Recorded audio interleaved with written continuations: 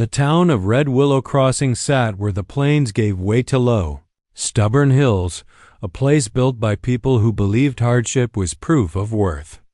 Every boardwalk creaked with history. Every fence post leaned like it had survived something terrible and refused to talk about it. In Red Willow, strength was currency. You earned respect by lifting heavy loads, riding hard miles, or standing tall when the wind tried to knock you flat. Clara Mayfield did none of those things, at least not in ways the town recognized. She walked with a limp, a slow, uneven rhythm left behind by a childhood accident involving a runaway horse and a broken bone that never healed right. The limp was not dramatic. It didn't require a cane. But it was enough. Enough to draw looks. Enough to invite whispers. Enough to make people assume things about her that were easier than learning the truth. Clara lived alone in a narrow house behind the schoolhouse where she worked as a teacher and cleaner.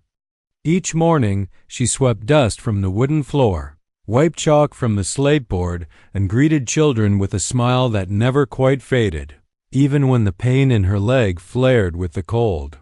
She believed quietly, stubbornly, that kindness mattered, even in a place that prized toughness over tenderness. As harvest season approached, the town buzzed with anticipation. The annual harvest dance was Red Willow's proudest tradition, a night of music, laughter, and courtship, where men proved their vigor and women were admired for grace and beauty. It was a celebration of survival, yes, but also of judgment. Who danced, who was chosen, who was watched, and who was ignored, it all mattered. Clara had attended the dance once before, years earlier. She remembered standing at the edge of the hall, pretending to enjoy the music while watching others spin across the floor. When she had finally dared to step forward, laughter followed her like a shadow. No one said anything cruel to her face, but the looks were enough. She left early that night and told herself she simply wasn't fond of dancing. Now, as another harvest approached, the familiar ache returned, not just in her leg, but in her chest. On the afternoon before the dance, Clara walked through town to deliver lessons she had copied by hand for a family living on the outskirts. Men leaned against storefronts, discussing cattle prices and weather. A pair of women paused their conversation as Clara passed, their eyes drifting, their mouths tightening. "Shame," one of them muttered, not quite softly enough. Clara pretended not to hear. She had learned how to do that. Survival, she knew, wasn't always about fighting back. Sometimes it was about continuing forward without shrinking.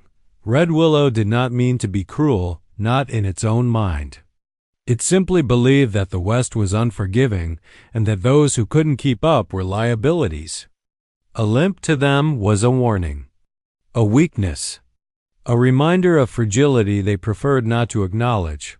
What they did not see was the strength Clara carried every day. They did not see how she rose before dawn to prepare lessons, or how she stayed late to help children who struggled. They did not see her walking miles with aching joints because someone needed help and there was no one else to go. They did not see the discipline it took to endure pain without complaint, or the courage required to keep showing up in a town that had already decided her limits. As evening settled and lanterns were hung along the hall, Clara stood at her window, watching the light flicker to life. Music drifted faintly through the air, fiddles tuning, boots shuffling. She told herself she would not go. There was no rule saying she had to. She could stay home, read by lamplight, and let the night pass. But something inside her resisted that surrender. She straightened her dress, a simple blue one she had mended herself, and brushed her hair back carefully. She did not expect an invitation. She did not expect kindness. But she believed quietly that she had as much right to be seen as anyone else. Outside, laughter rose as people gathered. Somewhere beyond the hills, an Apache trading party had arrived earlier that day, drawing curious glances and uneasy speculation. Red Willow saw them as outsiders, just as it had marked Clara. The town did not yet know that this night, this ordinary celebration of strength, was about to teach it a very different lesson, and Clara, standing on the threshold with her uneven step and steady heart, was about to take the first step toward it. The Apache trading party arrived in Red Willow Crossing just before sundown, their horses moving with quiet confidence through the dust. Townsfolk paused their work to stare, some curious, others uneasy. To Red Willow, Apaches were spoken of in broad strokes, either feared as warriors or dismissed as strangers who did not belong. Very few bothered to see them as individuals. Among them rode Taza. He was not the tallest of the group, nor the loudest. His strength was the kind that did not announce itself. He moved with the calm awareness of someone who listened more than he spoke, who noticed the land and the people on it. Taza had been sent to trade hides and tools, but also to observe, to keep peace where peace was fragile. As the party settled near the edge of town, Taza dismounted and let his gaze travel slowly across Red Willow. He noticed the stiff posture of men guarding their belts, the way women clutched baskets a little tighter. Fear, he understood, often dressed itself as pride. Then he noticed Clara. She was crossing the street with a small bundle of papers tucked beneath her arm, walking carefully, deliberately.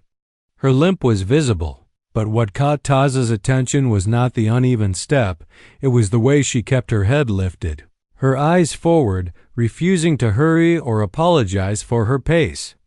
People stepped around her without acknowledgement. A boy snickered before being hushed by his mother. Clara did not react. She continued on, as steady as the beat of a drum heard from far away. Taza watched quietly. In his life, weakness had never been measured by the body. Among his people, elders with bent backs carried the strongest wisdom. Hunters with old injuries were still honored for what they taught.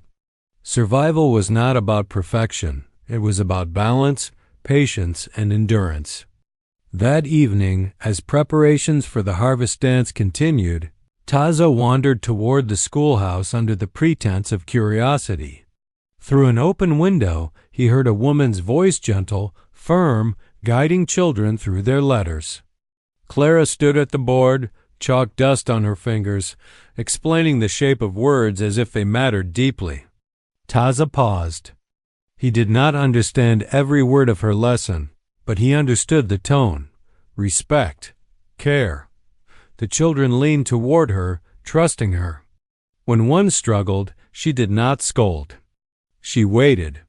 When another succeeded, her smile came easily, freely. This, Taza thought, was strength.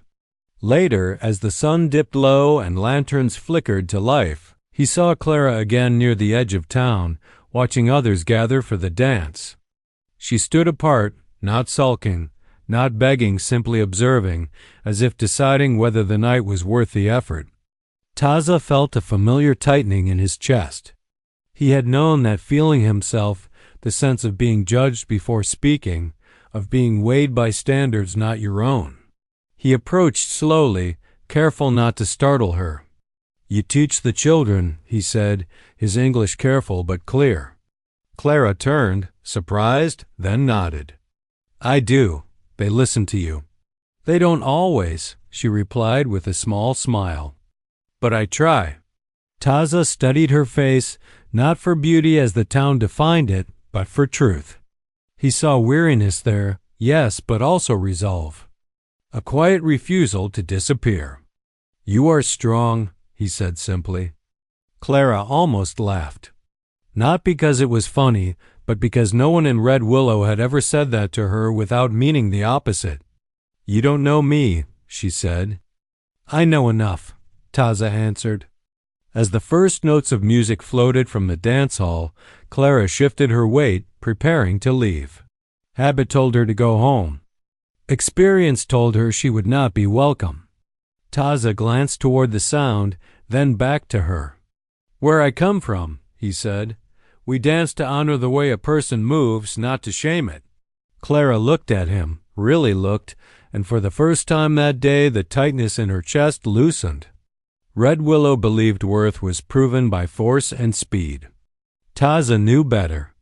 He had seen storms that moved slowly and reshaped the land forever. As they stood there, both marked as outsiders in different ways, something unspoken passed between them: recognition. The town had overlooked Clara her entire life. Taza would not.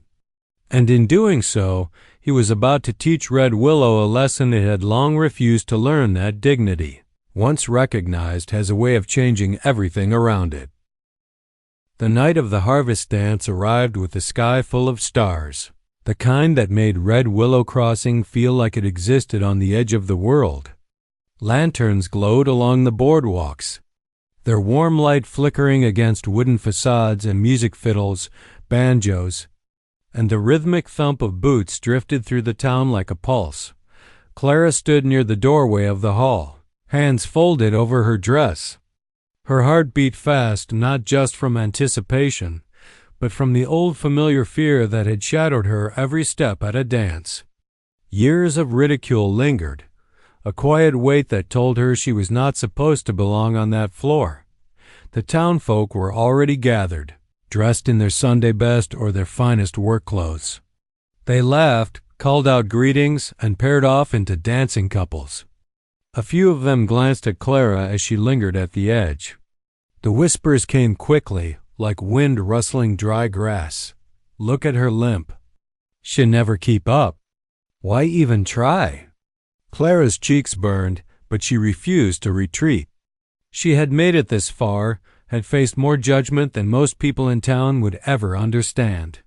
She took a slow breath, reminding herself that the dance, like life, was not about their opinions. It was then that she saw Taza standing across the room. He had arrived earlier, silent as always, observing the hall with calm, quiet awareness.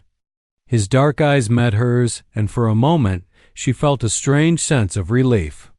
He did not see her as weak. He did not judge her by her limp. He simply looked, and in that looking, he gave her permission to exist fully in that space. Without a word, Taza stepped toward her. His movement was deliberate but gentle, respectful of the space she occupied. When he reached her, he extended his hand, his voice soft but steady. "You move perfectly beside me." The words startled her. They carried no pity, no condescension, only an acknowledgement that she belonged. For a heartbeat, she hesitated, unsure if it was real. Then, slowly, she placed her hand in his. The room went quiet. Not entirely, but enough for her to feel the weight of every gaze. Townsfolk paused mid-laugh, children stopped their fidgeting, and even the fiddler glanced up from tuning his strings. People were expecting awkwardness, failure, or humiliation. Instead, they saw a pair moving in perfect sync, Taza's steady rhythm matching Clara's uneven steps, his body subtly adjusting to hers so she could keep pace. It was not a flawless performance. It was better. It was real. As they danced, Clara felt the old fear begin to melt. Laughter no longer haunted her. It was replaced by something foreign but wonderful: acceptance. She realized that her limp did not define her. Her strength, patience, and courage were what mattered, qualities the town had ignored for far too long. The whispers from before became muted curiosity. Children watched with wide eyes, marveling at the ease with which Taza moved around Clara. Some of the adults exchanged glances, something unspoken passing between them. Perhaps they had misjudged her. Perhaps they had misjudged many things. Clara's steps grew steadier. She raised her chin, let herself smile, and followed the music with her whole body. Taza's hand remained firm but gentle, his guidance invisible yet undeniable. Together, they navigated the dance floor, creating a rhythm that belonged to no one but themselves. By the end of the song, a quiet applause rose. Clara's cheeks flushed, not from embarrassment, but from the warmth of recognition. She had faced the town's judgment and discovered that it could be softened by kindness and understanding. As the music changed to a slower waltz, Clara felt Taza lean closer and whisper, almost to himself, "You are stronger than they know." She nodded, not needing words in return. That night, she realized something important. Courage was not only surviving ridicule, it was stepping into the space you deserved, hand in hand with someone who saw your true worth.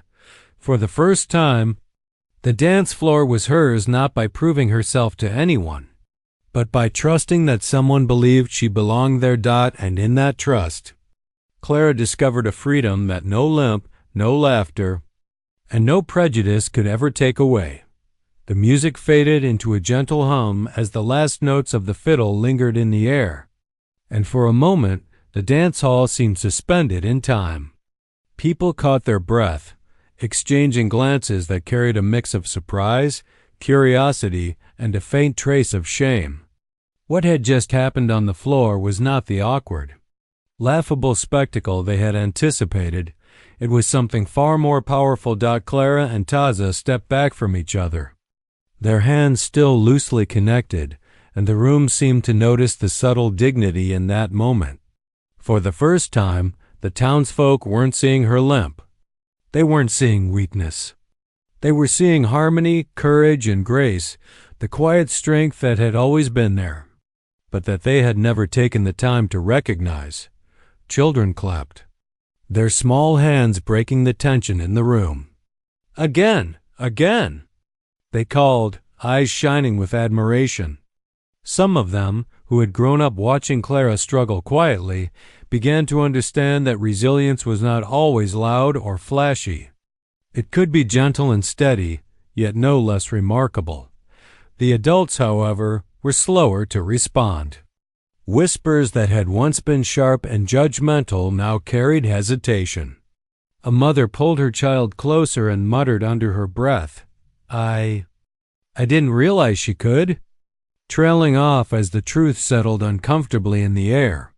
A few of the men, previously smug in their own sense of superiority, exchanged glances that admitted a truth they had long denied. Perhaps they had been measuring the wrong things. Clara, feeling the energy shift, stood a little taller. She allowed herself a quiet smile, the kind that came from knowing that her worth was not dictated by the opinions of others. The dance had not been a performance for validation. It had been an affirmation of self-respect, of presence, of dignity. And in that affirmation, she had unintentionally taught a lesson to the entire town. Taza, standing beside her, did not speak to the crowd. He never had to. His calm presence, his acknowledgement of Clara's rhythm, and the simple, unpretentious act of dancing with her had communicated more than any speech could. His eyes met hers, conveying solidarity and respect. He had not saved her. He had not claimed her. He had only recognized what was already true. She was strong. She was worthy, and she belonged. The murmurs around the hall grew. "She's different than I thought," said one man, unsure how to articulate what he had just witnessed. "Stronger than she seems." Others nodded, silence filling the space where ridicule had once thrived. In their quiet astonishment, the townsfolk began to reevaluate the judgments they had held for so long. The dance floor had become more than a stage. It had become a mirror reflecting their own narrow perspectives back at them.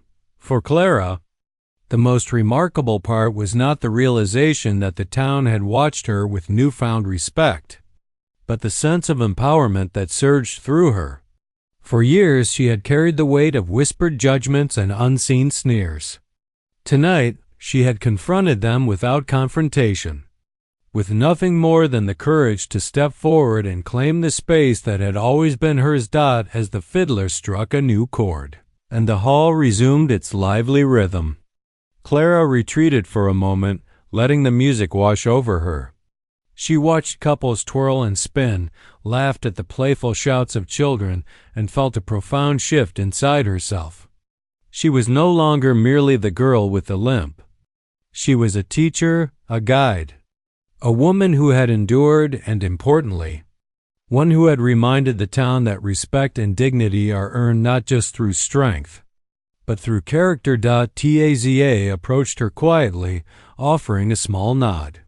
"They will remember tonight," he said in his calm, measured tone. "Perhaps not all of them, but enough." Clara nodded in return. She knew he was right.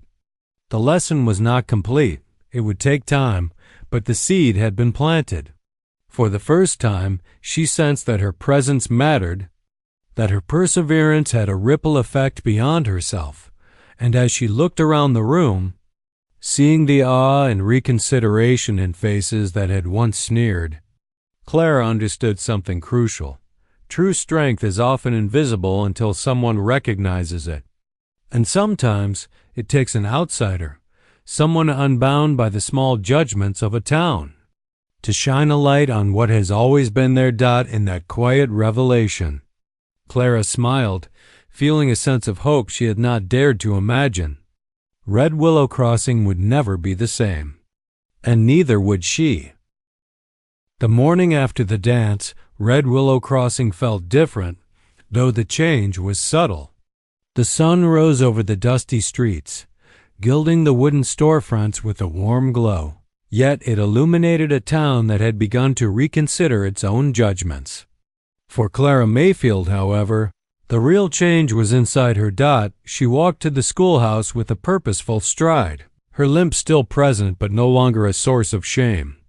Each step reminded her of the night before, not the laughter she had feared, but the quiet affirmation of dignity, the way Taza had seen her fully, without prejudice. The memory of his hand, steady and guiding, lingered as a quiet strength she carried with her now. At the schoolhouse, children ran to meet her, chattering excitedly about the dance. Many of them had stayed late the previous night, watching her and Taza move across the floor, learning lessons in courage and respect without even realizing it. Some whispered about their parents' changing attitudes, about how people could be wrong about someone and yet still learn. Clara smiled and greeted them, her voice calm, filled with warmth. She began her lessons, but with a renewed sense of purpose. She realized that her role was not only to teach reading and arithmetic, but also to model resilience, self-respect, and the courage to stand tall, even when others doubted you.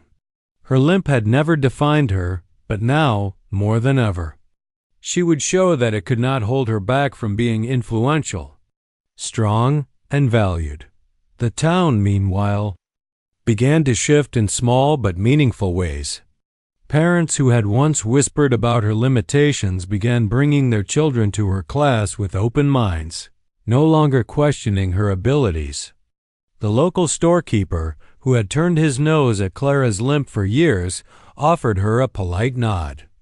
Even those who had been the loudest in their ridicule now hesitated before speaking, reminded by the night's lesson that kindness and recognition often reveal true strength. Clara noticed Taza more frequently as the days passed.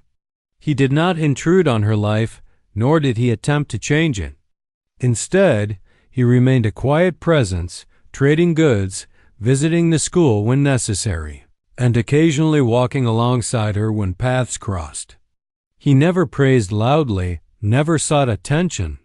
He simply treated her as an equal, a person of worth, and in doing so, he reinforced the strengths she had always possessed but had never fully acknowledged herself. One afternoon, as the autumn sun poured gold over the hills, Clara walked the children home, her steps steady and confident. A young boy stumbled over a rock, and she caught him with a gentle hand. In that simple act, she understood that leadership and courage were not measured by physical perfection, but by patience, compassion, and the willingness to help others. Strength, she realized, could be shared and multiplied, not hoarded or flaunted. That evening, as Red Willow prepared for another dance practice, Clara found herself standing at the edge of the hall, her heart steady. The whispers of judgment had faded. Children giggled and twirled, adults danced with a lighter step, and the music played as if acknowledging the small but meaningful revolution that had taken place. She no longer waited for approval. She moved forward because she knew her value. And because she had learned that strength was not solitary, it thrived when shared. When recognized and when nurtured. Taza approached once more, offering his familiar nod. "You have grown stronger than you realize," he said. "And the town? They are learning because of you." Clara returned the nod, a quiet smile lifting her lips. "We are learning together," she replied. The words were not just about her and Taza, they were about the children, the townsfolk, and herself. The lesson of the dance, of being seen and respected, had begun to ripple outward.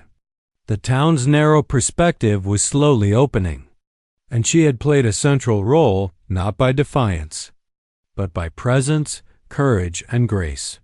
For the first time in her life, Clara felt that she stood tall without standing alone. The dance, the town, and even the memory of ridicule no longer defined her. She had discovered that true strength is recognized not in isolation, but in community. It is nurtured when someone sees you fully, believes in your worth, and walks alongside you, not ahead or behind, but side by side. And in Red Willow Crossing, Clara realized that she was no longer just surviving. She was thriving, teaching others to do the same, and helping a town slowly learn that dignity and respect are the truest measures of strength. By the time the next harvest dance arrived, Red Willow Crossing had changed in ways both subtle and profound. The streets were alive with anticipation, but the nervous tension that had accompanied Clara the year before was gone. She moved through the town with a quiet confidence, her head held high, her step steady, her heart light. The whispers and judgmental glances that had haunted her seemed to have faded, replaced by curiosity, respect, and a growing sense of community. Clara had spent the months since the last dance teaching, helping children and sharing her knowledge with anyone willing to listen. Her role as an educator had expanded, and with it, her influence. Townsfolk, once dismissive, had begun to recognize her strength and dedication. They no longer defined her by her limp, but by her character, her courage, and her kindness. Even the children who had once giggled at her uneven step now looked to her as a model of resilience. As lanterns flickered to life across the boardwalks, Clara approached the dance hall. Music floated through the air, a lively combination of fiddles, banjos, and laughter. She felt a flutter of excitement, a reminder that the dance had always been a place of possibility. But this time, there was no fear. This time, she knew her worth, and she intended to celebrate it. Taza arrived shortly after, walking quietly through the crowd. He did not seek attention, but his presence was immediately noticed by Clara.